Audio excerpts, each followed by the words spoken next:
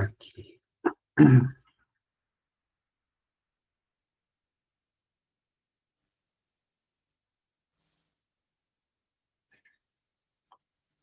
Agora o sinal de internet está ótimo, Ju, você acredita? Acredito, já foi no finalzinho. Você acredita nisso? Aham, você programou aí, ó. Eu Tá vendo? programei. Britânico, que nem Ai, o meu horário. Ai, ai. vamos lá, vamos ajeitar aqui o. Acho que assim tá bom. Só confere para mim se nós paramos aqui mesmo. Boa noite, Fábio. Oi, boa noite. Nós paramos aqui mesmo, né? Nesse subcapítulo, né? A agressão projetada e a identificação com o agressor. Isso, isso. Deixa eu abrir o livro aqui para mim também. Eu estava pensando assim, poxa, como que eu vou começar o encontro de hoje, né? Com qual música, né? Eu gosto de pôr umas músicas de acordo com aquilo que a gente está estudando. E aí me veio as músicas do Charles, como que é? Charlie Brown, Charlie Brown. Brown Jr., né? E as É, músicas dele são carregadas de raiva, né? Mas é uma é, raiva criativa, né? é. Contestando, né, o sistema e eu acho que é por aí, né? Eu acho que quando a nossa raiva se torna potência, né, criativa para transformar algo, para denunciar algo, estamos no caminho certo, né? Muito bem. Agressão projetada e a identificação com o agressor. Ô, Ju, você consegue ler assim? Dá para você me ajudar na leitura hoje? Dá sim, eu tô abrindo só aqui no computador, Tá bom. tá?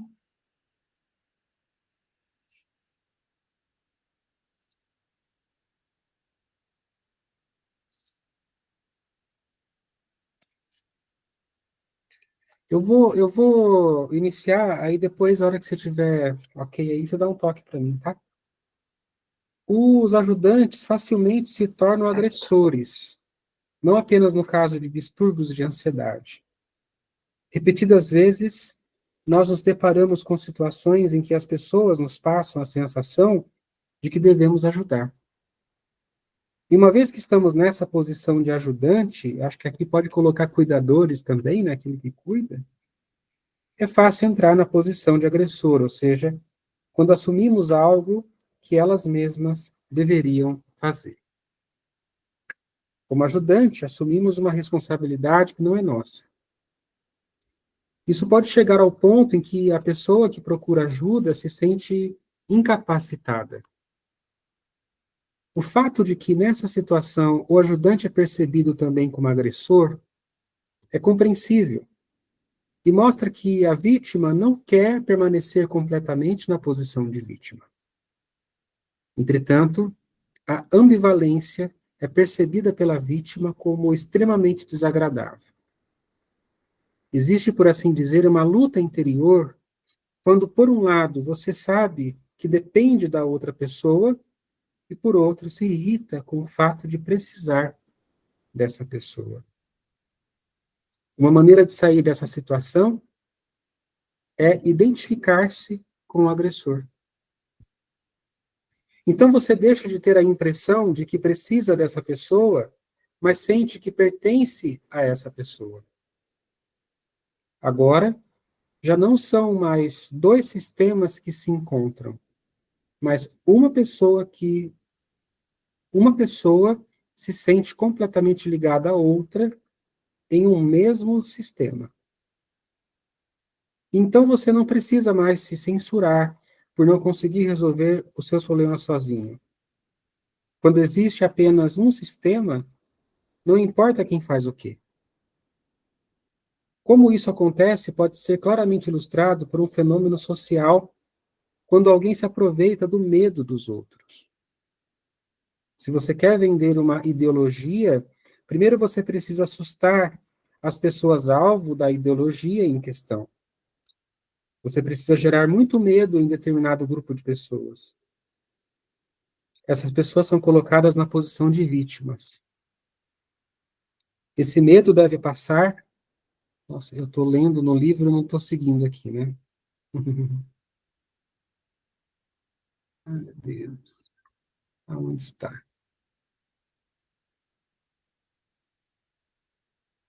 Quando existe o sistema, Eu já não... consegui abrir aqui, André, só estou me localizando. Tá bom. Essas pessoas são colocadas na posição de vítimas. Esse medo deve passar a impressão de que nada pode ser alcançado por força e esforço próprios. Assim, essas pessoas passam a se sentir impotentes. Podem até adoecer, porque o medo adoece. Elas se sentem atacadas e ameaçadas. Se a gente fosse dar exemplos aqui, a gente ia ficar até amanhã, né? Que é muito comum a gente ver isso, né? Agora, o terreno está preparado para a ideologia.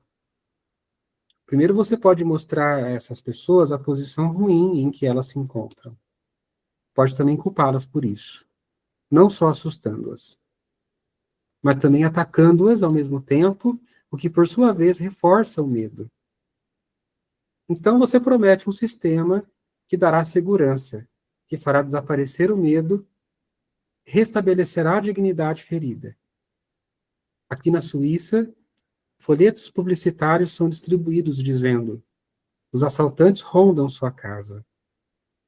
Então, com a ajuda de muitas estatísticas, eles provam com que frequência ocorrem assaltos. Na página seguinte, os habitantes dessas casas são então atacados com acusações. Eles não estão fazendo nada para garantir a segurança de seu lar. Estão sendo negligentes. O leitor, de alguma forma, se sente... Beleza, Ju. O leitor, de alguma forma, se sente pego no ato. Reage ou com raiva ou com medo. Aos mais medrosos, o folheto oferece, então, um sistema de segurança muito caro. Às vezes, isso já basta. Quando o objetivo da ideologia é simplesmente vender um sistema de alarme, isso pode ainda ser relativamente inofensivo. Mas ideologias políticas não são inofensivas. Se alguém aparecer agora e disser: todos vocês perderão seus empregos, mas se votarem em nosso partido, todos terão trabalho, a propósito, saberemos exatamente quem é o culpado pelo fato de vocês estarem desempregados. Os culpados são... Então, muitos dos que se assustam com isso votarão nesse partido. Se esses atacantes ideológicos oferecem também um canal para que a agressão escondida no medo, ou até mesmo a raiva impotente contra alguém possa se manifestar, essas pessoas voltarão a se sentir fortes. Se, além disso, o partido oferecer uma participação ativa, transmitir uma sensação de pertença, nós conseguiremos vencer juntos. Quem, se não por nós? A identificação com o agressor é muito tentadora. A pessoa se torna um seguidor ardente dessa ideologia, mas em algum lugar sabe que é vítima porque desistiu de sua independência. Essa é a minha esperança, né?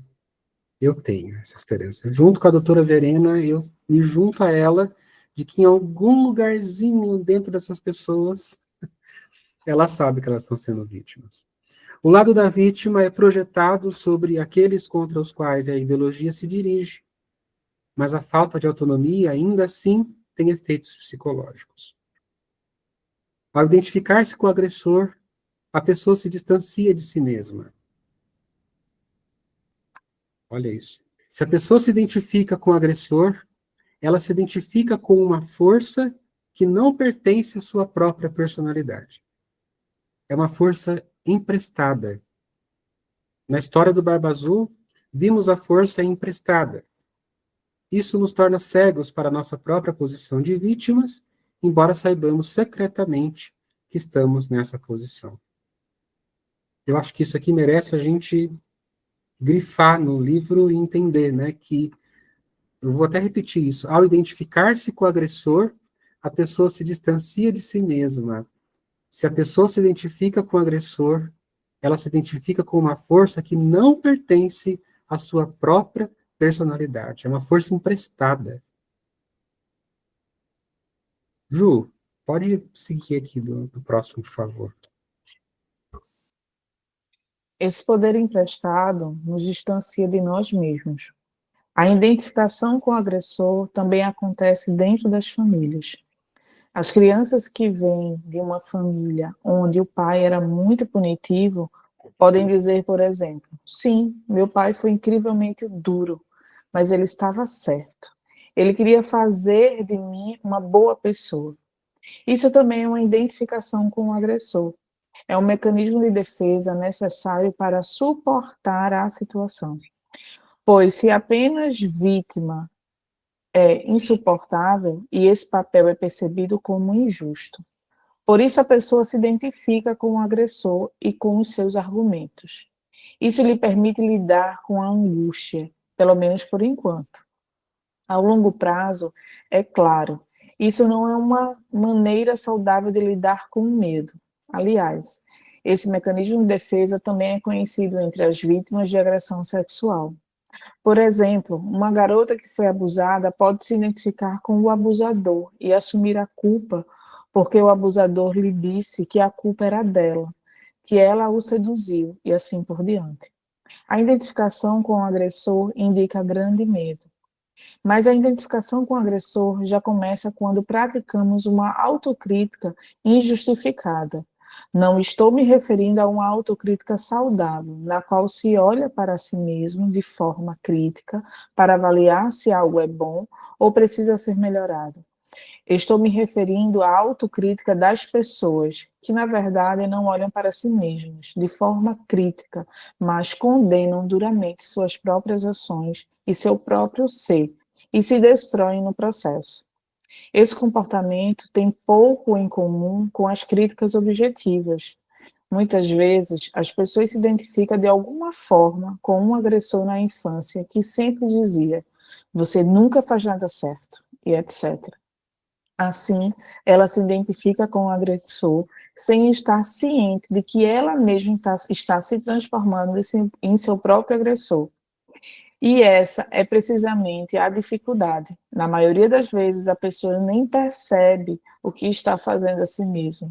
E é por isso que ela nunca diria de si mesma: eu devo assumir responsabilidade por ser tão dura comigo mesma, ou por me criticar de forma tão injusta. Ela se põe para baixo, ainda se sente meio vitimizada, mas se identifica com o lado agressor. Com essa atitude, ela se afasta do seu próprio centro e dos seus próprios sentimentos.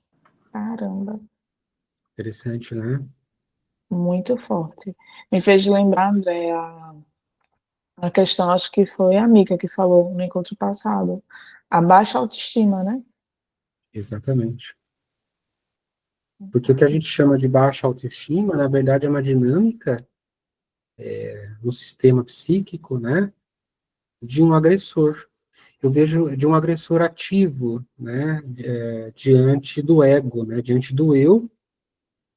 Olivia, eu já, você levantou a mãozinha, né, eu já dou, já abro para você.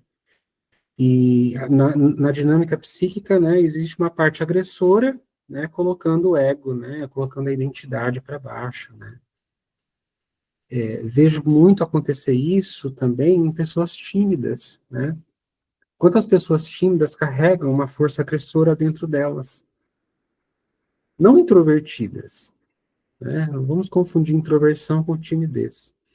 Mas pessoas tímidas, às vezes, estão com a sua autoestima muito baixa, ou seja, sendo vítimas aí, né, de um aspecto profundamente agressor, né?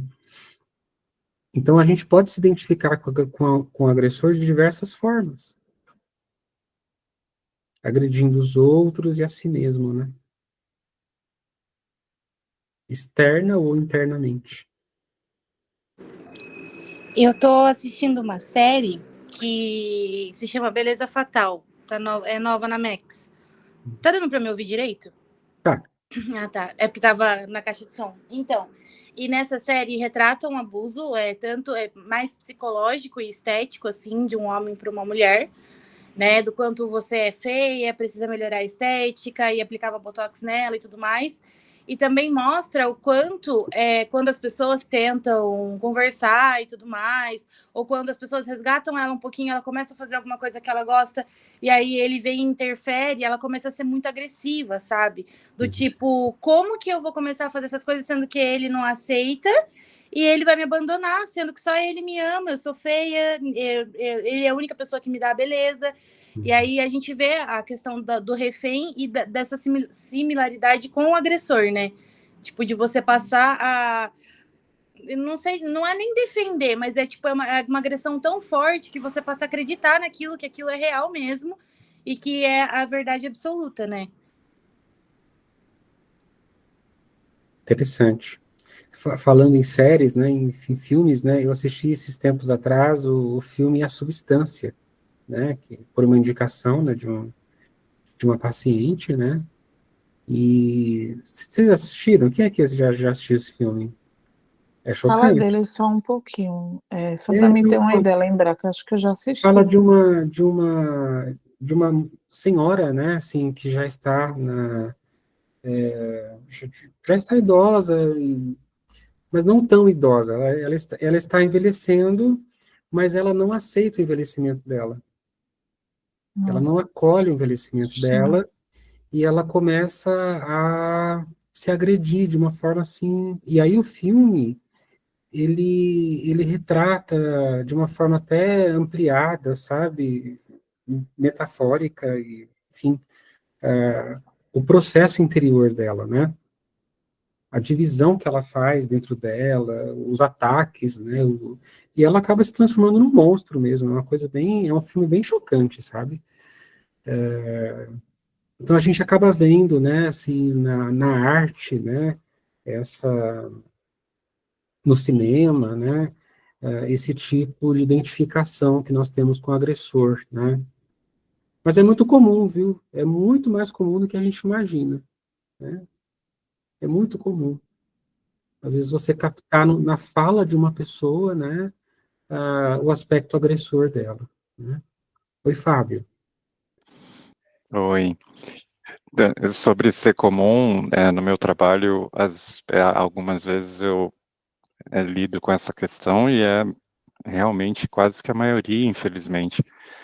Eu não lembro onde que eu li, mas falava alguma coisa sobre esses papéis que a gente assume de tabela, a pessoa faz a gente ser uma coisa que não é.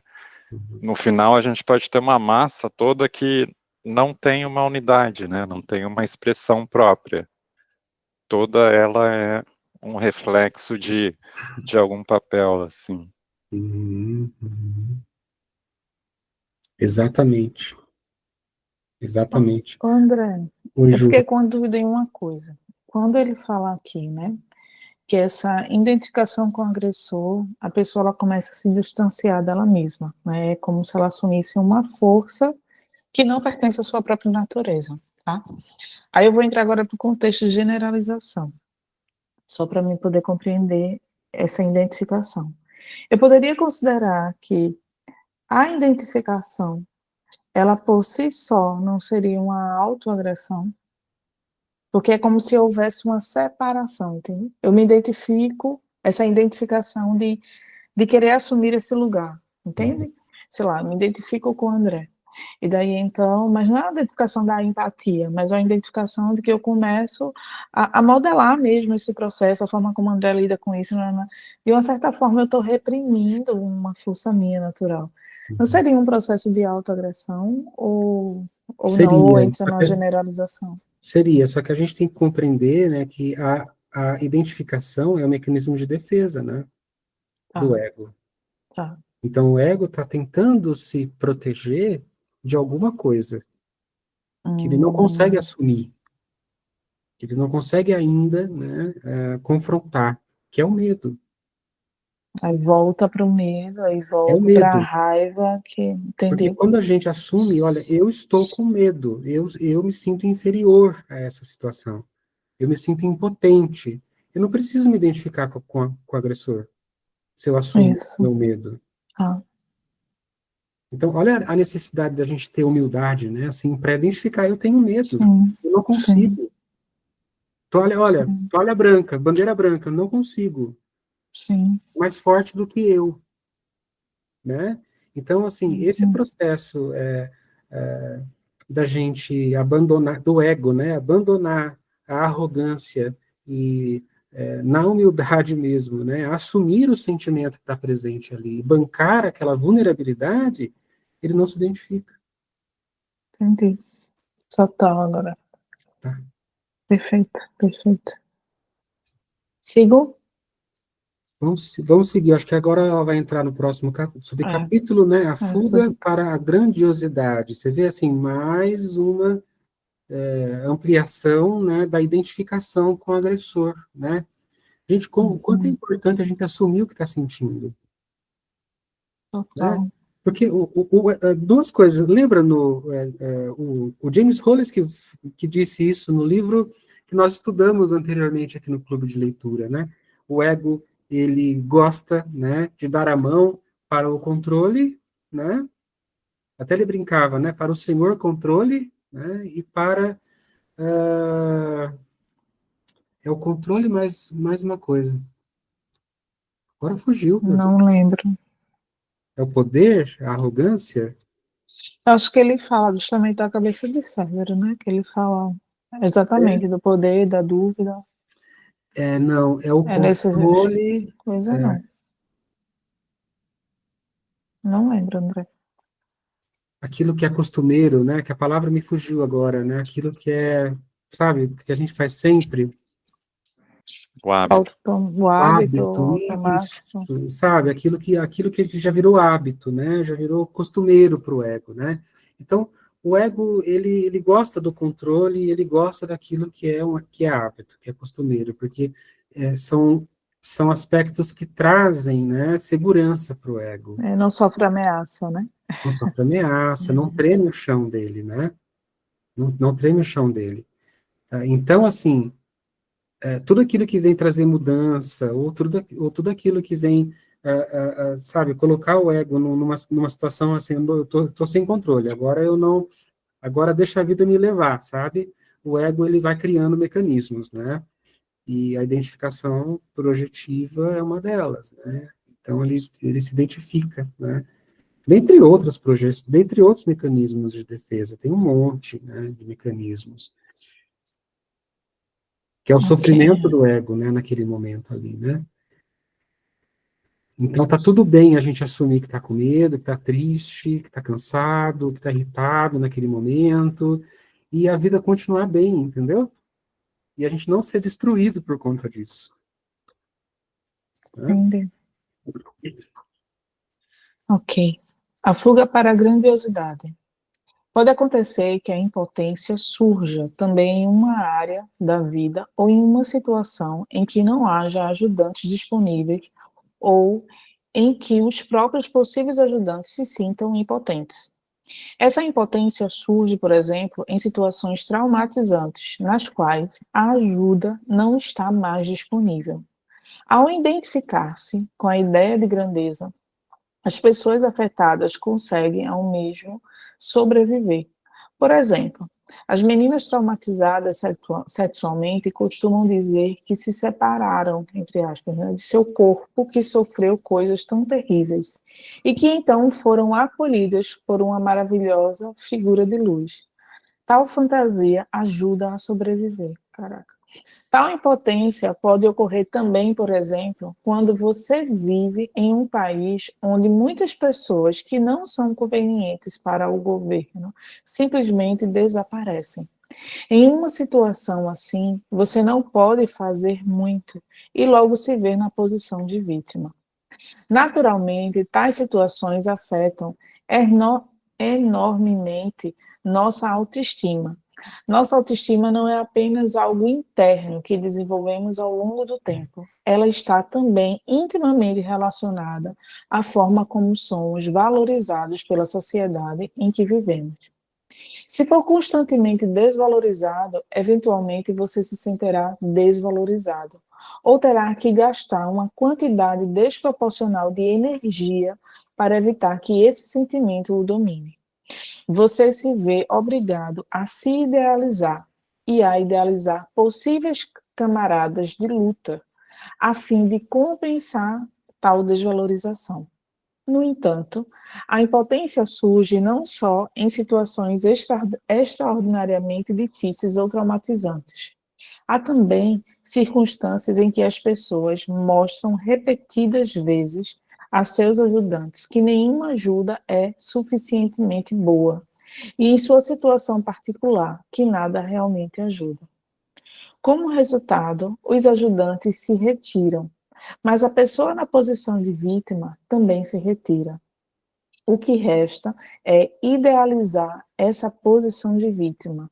Ela diz: tenho um problema tão difícil que ninguém se atreve a enfrentá-lo, só posso suportá-lo sozinha.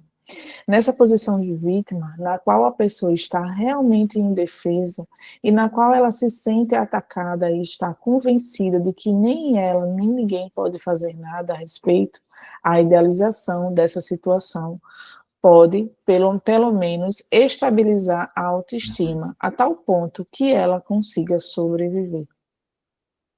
Os psicoterapeutas se veem confrontados com pessoas que se estabilizaram em uma posição de vítima grandiosa. Elas não são mais simplesmente vítimas das circunstâncias, mas vítimas de circunstâncias grandiosas. Assim, uma fantasia de grandeza também interfere na dinâmica entre vítima e agressor. Uma ideia de grandeza necessária para estabilizar, pelo menos temporariamente, uma frágil sensação de autoestima. Essa idealização da posição de vítima pode ser temporariamente bem-sucedida. Quando isso acontece, o resultado é uma dinâmica muito sinistra para a vítima, já que somos vítimas grandiosas e não simplesmente vítimas queremos permanecer nessa posição de vítima. Não há, então, nenhuma razão para fazermos qualquer esforço para sair da posição de vítima. As pessoas que idealizam sua posição de vítima geralmente expressam muita autocomiseração. Comiseração, é isso? Comiseração. Uma espécie de empatia equivocada consigo mesma. Muitas vezes, essa autocomiseração faz com que as pessoas reclamem de tudo e acaba degenerando em uma queixa notória. É reclamar apenas por reclamar. Essa atitude parece ter virado moda em nossa sociedade atual. Na Suíça, por exemplo, a reclamação é um esporte popular. Você precisa reclamar de tudo e não consegue aceitar nada do jeito que é. Você não pode admitir que algo é simplesmente bom, interessante e excitante. Mas também não há agressão suficiente para fazer um esforço informando para mudar as coisas. Essa autocomiseração é uma forma equivocada de empatia. Quando alguém está na posição de vítima, mesmo que ela possa ser grandiosamente exagerada no momento, está em uma posição muito ruim. Nessa posição, só lhe resta idealizar-se a si mesmo. Quando o mundo exterior o critica, ela precisa fazer um esforço muito grande para manter esta idealização. Em vez de sentir pena de si mesmo, seria importante ser verdadeiramente empático consigo mesmo em uma situação tão difícil e vergonhosa. Desenvolver compaixão consigo mesmo, admitir a si mesmo toda a miséria da situação sem repreendimento próprio. Só então podem surgir ideias sobre como sair dessa posição de vítima. É exatamente isso que a autocomiseração impede. Em vez de perceber os impulsos de mudança a partir da empatia, a situação se estabiliza. Ainda que a autocomiseração indique uma direção correta, ou seja, que é necessário lidar emocionalmente consigo mesmo, tornar-se empático consigo mesmo, é precisamente a autocomiseração que impede uma mudança. Empatia e autocomiseração não são a mesma coisa. Quando somos empáticos, temos a compaixão verdadeira por nós mesmos, o que nos leva a perceber nossas necessidades e dificuldades mais profundas e a mudar de acordo com elas. Na autocomiseração, sentimos pena de nós mesmos e esperamos que alguém finalmente nos ajude, nos veja, que a mudança venha de fora. Caramba. Nossa, eu acho que só aqui rende para a gente uma Nossa. reflexão que eu não sei se a gente vai dormir direito, né? No Não sentido assim, mesmo. nossa, será que eu ando tendo pena de mim, né, ou compaixão de mim mesmo? Chega a suar. Olha lá, chega a suar, tá tenso hoje, né? A gente pode acender uma velinha e passar a noite inteira em reflexão, né? Se a gente está, né, no movimento psíquico da empatia verdadeira, né, ou da falsa empatia, que é a autocomiseração, né? Então, eu chamo de autocomiseração, né? Sempre falei autocomiseração, mas pelo jeito é autocomiseração, Eu né? acho que é zeração. Eu ia te perguntar se você estava falando errado. Eu sempre falei autocomiseração, né? E para quem me conhece, assim, tanto pacientes, amigos, né, tal, eu sempre falo isso, olha, o lugar da autocomiseração não é bom. Ele é confortável no começo, bem gostosinho, né? Mas ele começa a corroer você, sabe? Corroer você. Sua alegria, sua potência, né? Ele é bom só no começo, né, Lívia? No depois a gente deprime mesmo, né? Porque é uma dó que a gente tem da gente. Que dó, né? E tem, eu não sei vocês, olha, eu particularmente, assim, eu quando fico doente, eu não sei, eu brinco que eu não sei ficar doente. Eu não sei ficar doente porque eu fico uma dosinha, gente, de verdade, eu fico irritante. Quem mora comigo sabe, né? Às vezes é uma gripe, nossa, eu faço uma cara de dó, meus filhos sabem, meu esposo sabe, né?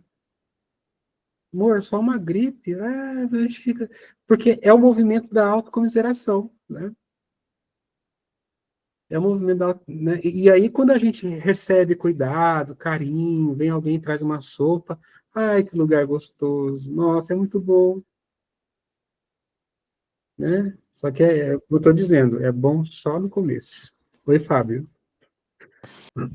Eu trabalhei em hotel um tempão, né? E falando sobre como que isso vai impactando a vida da pessoa, essa simples, quase que unidade, né? Essa decisão. A gente recebia, eu revisava as reclamações de hóspedes e era muito interessante no final que você vai percebendo que era alguma coisa externa que estava acontecendo, aliás, interna que estava acontecendo na dinâmica da própria pessoa. E ela ia ali falando, porque a piscina, porque a tal coisa, e você ia vendo, principalmente depois conhecendo pessoalmente, que em qualquer hotel do mundo, em qualquer planeta, em casa, ela sempre vai ter aquele padrão de reclamação, ou de demanda. Uhum. Olha que interessante, porque daí vira um... Ela está numa posição de vítima, né? De que o mundo está meio que contra ela, as coisas estão meio que conspirando contra ela, e ela sente dó dela mesma, então ela vai fazer esse tipo de reclamação, né? Baseada nisso, né? Baseada nisso. Mas é interessante como isso vai mudando a vida inteira dela, da pessoa. No final, você vê que ela está enrolada em coisas muito piores do que fio de cabelo na piscina, por exemplo. Exatamente, olha. Oi, Li. Saudade da Li.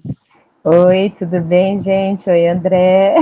Oi. Eu tô morrendo de rir aqui com você e falando de que fica dodói, né? Acho que todo mundo gosta de ser uma criancinha mimada, né? Então, acho que ficar doente faz parte.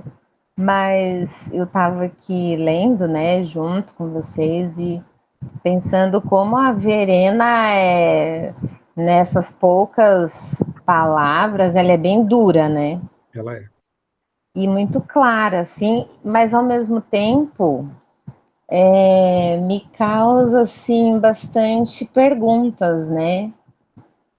Porque quando ela fala da autocomiseração, quando ela fala da empatia que a gente deve ter com a gente, né? O equilíbrio dessas coisas, porque eu acho que a gente vai muito para os dois opostos, né? A gente vai para a coitadinha e depois a gente, não, mas não é bem assim, né? A gente vai tendo...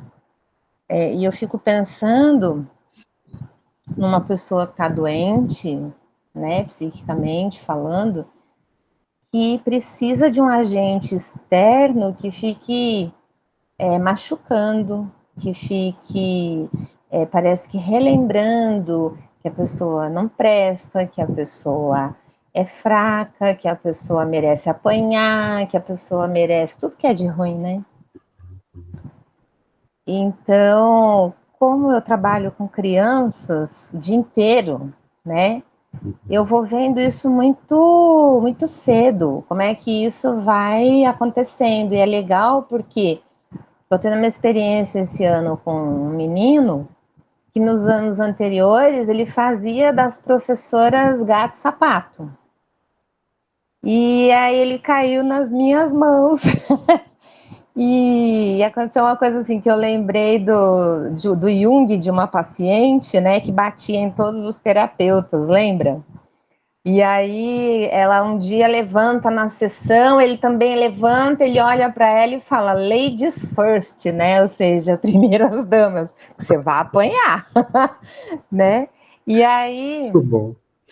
esse meu aluninho, ele tem esse perfil, né, de querer defender o território dele, porque a gente vai falando de território nesse livro, né? Acho que eu não estou misturando, tô? Não, pode trazer. Então, assim, a gente está falando de território, que o tempo todo a gente tem que ficar defendendo os nossos territórios, e eu percebo que é pura defesa. E aí, um dia ele ameaçou jogar uma cadeira, né? Levantou a cadeira assim, olhou para mim, eu fiz assim para ele: você não faça isso. Você não faça isso, porque você vai fazer uma coisa que eu não vou te desculpar.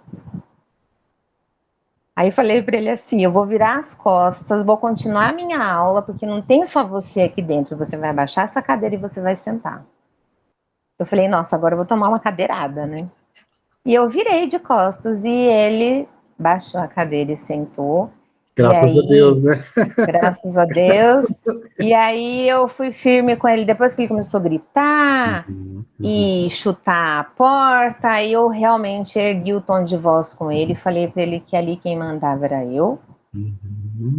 E que eu não ia permitir aquilo, enfim, falei uma série de coisas. Gente, esse menino é outra pessoa. Ele é outra pessoa. Ele não sai da sala sem pedir. Se eu falo para ele agora não, ele aceita, ele senta. Só que assim, na aula dos especialistas, porque eu sou a regente, na aula dos especialistas, aí eu falei para ele assim: por que você sai na aula dos outros professores? Porque é tudo chata, né?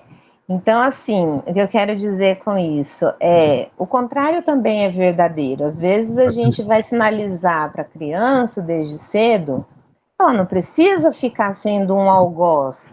Eu não vou ficar sendo aquela pessoa que vai ficar dizendo para ela: você não presta, você é chato, eu não suporto você. Não, eu fui dura com ele e acolho ele. Eu percebo as limitações que ele tem, então eu negocio, né? Ele pode andar um pouco na sala, mas quando eu vou explicar a tarefa, eu falo para ele: agora eu vou explicar, você vai sentar, senão eu não consigo falar. Aí ele senta, tá fazendo tarefa. Então, assim, pegando tudo isso, eu acho que a gente também pode ser uma sinalizadora, um sinalizador de coisas diferentes, né? E aí, assim, ele já não vi mais ele agredir nenhuma professora, ele sai da aula delas, mas elas também não fazem questão de buscá-lo. Então eu percebo assim o quanto a gente integra esse agressor que está fora, traz ele para dentro da gente, faz a separação do joio e do trigo, né? Diz assim, olha, eu tenho isso também. Eu também sou capaz de jogar uma cadeira em você, não é porque você é pequeno, não, né? Mas eu já tenho alguns freios que me permitem olhar para você e dizer, não, isso não tem nada a ver com esse movimento. Então, assim, lendo a Verena e a gente conversando, fico pensando, eu entendo o que ela traz, mas eu acho tão importante a gente também ter esse pensamento reversível, sabe? A reversibilidade. Pode ser assim, mas pode também ser de outro jeito, a gente vai para frente, vai para trás. E eu penso muito nas mulheres que apanham, né? Que se colocam nessa posição e tá sempre desculpando porque senão o marido vai embora, e o que ela vai fazer sem dinheiro, e o que ela vai fazer com as crianças, porque eu já vejo muito isso também. E aí fica essa pergunta, né? O quanto a gente vai ao longo da vida tendo essas oportunidades para sermos aceitos, e aí tá falando, quando a gente é aceito na sociedade, a gente se fortalece. Então, quanto a gente consegue, dentro de uma sociedade, ser aceito, né, dentro daquelas limitações que a gente tem, ser valorizado, receber o limite, dar o limite pra gente, acho que nossa, é uma aprendizagem doida, né? Mas, assim, me chamou a atenção muito essas falas dela, ela é bem... Ela é. Durango Kid. Exatamente. Inclusive, assim, quem conheceu de perto a Verena, comenta que ela é durona mesmo. Ela não é docinha, não. Percebe-se. Mesmo percebe-se, né? Mesmo